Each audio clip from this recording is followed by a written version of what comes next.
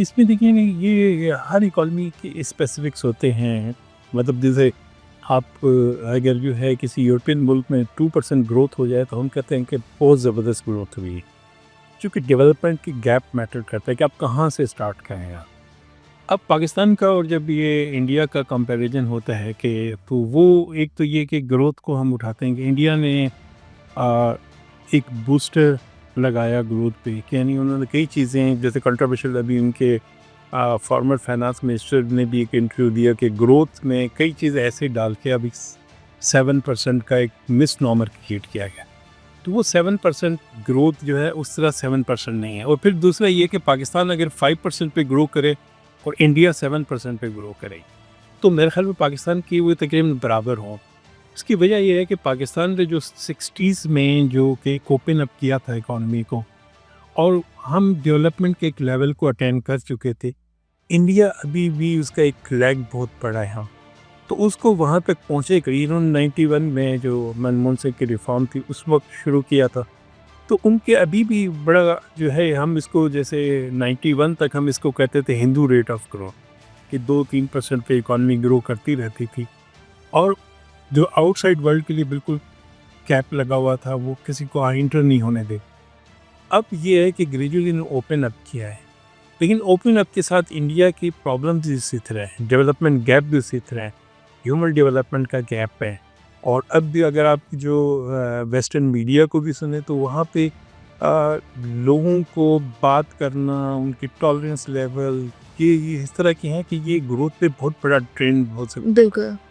एक इंडिया को short term boom मिला जो आईटी में, जैसे वो भी अगेन पॉकेट्स ऑफ एक्सीलेंस, यानी बेंगलोर या हैदराबाद दक्कन साउथ पंजाब में साउथ इंडिया में एक डेवलप हुआ और उस डेवलपमेंट की वजह से वहाँ पे एक आईटी का बूम आया।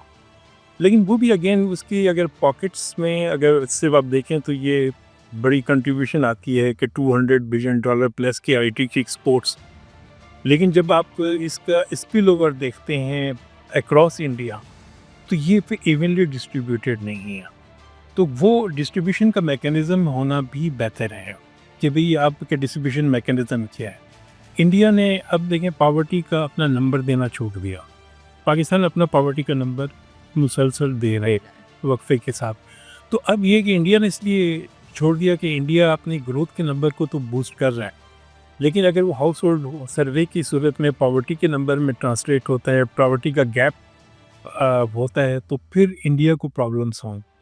तो इस वजह से इंडिया ने वहाँ से किया है कि पर कैपिटा इनकम में मज़ाहिर इंडिया आगे निकल गया, लेकिन यह है कि अभी भी पाकिस्तान को अगर आप देखें फील गुड, कितने लोग हैं जो मुंबई के फुटपाथों पर सो रहे हैं और जवान हो जाते हैं उसी में, और कितने तो पाकिस्तान के अर्बन एरियाज़ में इस तरह हैं। इसका मतलब ये कि डेवलपमेंट के जो फ्रूट्स हैं उस तरह डिस्ट्रीब्यूट नहीं हुए इंडिया में। बिल्कुल। और हमारे यहाँ काफ़ी सिचुएशन डिस्ट्रीब्यूशन का मैकेनिज़्म ज़्यादा बेहतर है इंडिया से। तो उसमें यह है कि पाकिस्तान के प्रॉब्लम्स रहे हैं कि हमने शॉर्ट हॉरिज़न पे चलेंगे, लॉन्ग टर्म नहीं सोचा। आईटी हमारा बहुत बड़ा एसेट हो सकता था, हमने उस तरह उस पर तवज्जो नहीं थी। बिल्कुल। तो इस तरह की जो हमारे हैं कि हम उसको अगर यूज़ करें तो ये हमारे लो हैंगिंग फ्रूट्स हैं जो फ्यूचर में ग्रोथ को बूस्ट कर सकते हैं। बिल्कुल। तो अगर हमारे यहाँ 5% ग्रोथ हो जाए और इंडिया में अगर 7-8% भी हो तो मेरा ख्याल में we are not bad. We are not bad.